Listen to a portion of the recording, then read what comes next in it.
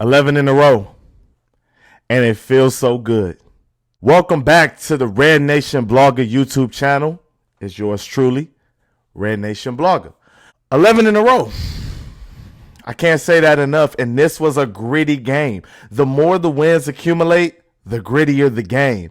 The more that teams are trying to knock you off, the more that teams are paying more attention to detail, the more that you can catch more and more teams slipping. Because as the competition grows, which Sunday they have the Dallas Mavericks, the attention to detail and the degree of difficulty rises. And this was one of those nights tonight. The Houston Rockets came into the Utah Jazz and they were struggling. Fred VanVleet and Jaylen Green, I believe, were 2 for 19 combined or something crazy. I didn't really like the shots that Fred VanVleet was taking early. He was doing a lot of pull-up threes out of the pick and roll. Jaylen Green, he only took 7 shots, so I really wasn't per se worried about Jaylen. It just his shot wasn't falling from the perimeter, and it didn't seem like he was getting any looks from inside. As a matter of fact, the only 2 shots that he made in the first half were layups. And then the second half happened.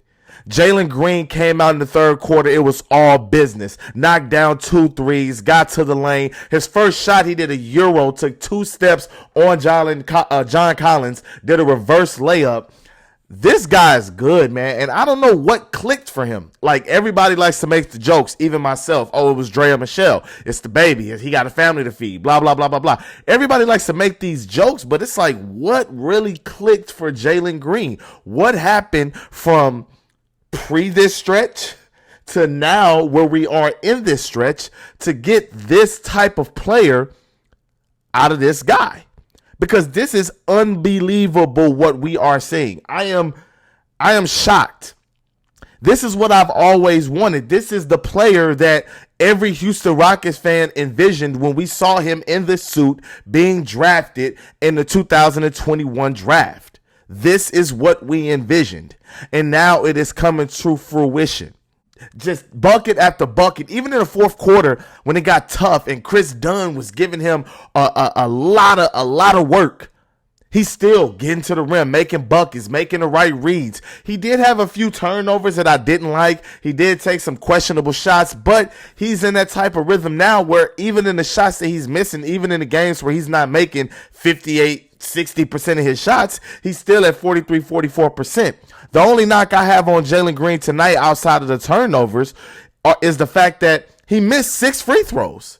Amen Thompson, who's like 63-64% from the free throw line this season, made more free throws than Jaylen Green did tonight. That is unacceptable. That is unacceptable. Win or lose, if I'm the coach, Jaylen, you got to run suicides for me. You got to run at least one. You got to run at least one suicide for me for missing 6 free throws, because that literally could have cost the Houston Rockets this game. But Fred VanVleet and Jaylen Green, I want to give them a huge shout out because they stepped up in the second half with the scoring load. Fred VanVleet had 22 points, 6 assists. Jaylen Green had 34 points, 6 assists, 9 rebounds. Amen Thompson. The past 2 seasons, I've talked about Tari Eason. You can go check on his YouTube channel. The past 2 seasons, I've talked about Tari Eason being like a walking double-double. All he needs is minutes. You're going to get a double-double. Amen Thompson is that guy. But Amen Thompson is like, he does it in a different way. 8 offensive rebounds? 8. And when he jumps, he's 6'7". When he jumps, he's out-jumping big men, snatching the ball, coming back down, jumping up, and dunking the ball again. This guy is unbelievable. And they don't run anything for him. 18 points, 14 rebounds, 5 assists. I'm not going to say he flirted with a triple-double because he didn't have 7, 8, 9 assists, but in my opinion, he flirted with a triple-double. He played really good basketball. A lot of Rockets fans envision Amen Thompson being the future point guard of this team. To me, Amen Thompson is a wing. I want Amen Thompson at the 4. I want him at the 3. I want him at the 5. That's what I want Amen Thompson doing.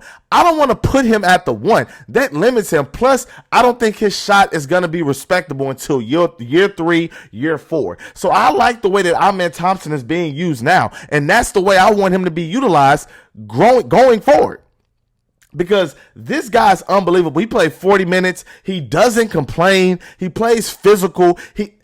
He does so many things on defense that don't show up on the box sheet or on the box score that you would not know it if you were just a casual fan or didn't really know what you were watching. Whether it's hedging, coming back and recovering, anticipating a pass, cutting off that pass before it's made, or if the pass is actually made, being in the offensive player's face and contesting and making his life hell. If they actually try to make a move on him, he's defending without fouling. He's unbelievable. And the Rockets got him at number 4. I can't believe he fell like that. Now, obviously, the guys before him are also incredible. But damn, Amen Thompson. And this was a struggle game. The bench didn't give you much. 5 points from Jeff Green, 1 point from Jae'Sean Tate, 2 points from Jock Landale. Jock Landale was more so, I would say, defensive rebounding tonight, more so than offensive production. This is more so definitely one of his worst games during the win streak, and since he's been healthy and playing well and getting in the rhythm and everything like that, he's no longer getting the 17, 10, and 5 games like he was doing. But this game, you know, his production was needed, 25 minutes, 26 minutes basically. But like I said, what a great game. What a great game and a great gutsy win. Great gutsy win. Ime Udoka seems to be pushing all of the right buttons. All of the right buttons. And I love the benches, like just collective enthusiasm every time a big shot is made with the boom. You can just hear it through the TV, through the speakers. I absolutely love it. I don't know when Cam Whitmore is supposed to be coming back, but I hope that he comes back in the regular season, because as these games get more difficult, the Rockets are definitely going to need more bench production. I don't think you can rely on 8 points from your bench in a 48-minute basketball game. I just don't see that being something that's sustainable. But Jaylen Green, man, hats off to you. Fred VanVleet, hats off to you. Amen Thompson, hats off to you. The Houston Rockets have won 11 games in a row. The Dallas Mavericks are on Sunday. I look forward to watching it. I look forward to seeing Jaylen Green build upon this success, because this is fun to watch. Alperen Sengun, get well soon. Tari Eason, get well soon. And we need the Warriors and the Lakers to start losing basketball games. We need y'all to lose 3, 4, 5 games. Like, we need y'all to lose 3 or 4, 4 or 5, 5 or 6. We need that because it's getting tight. It's getting really, really tight. But as always, thanks for watching. Please like and subscribe. Leave the comments below. Let me know what you think. Let me know about the video. Let me know about the game. Red Nation blog out.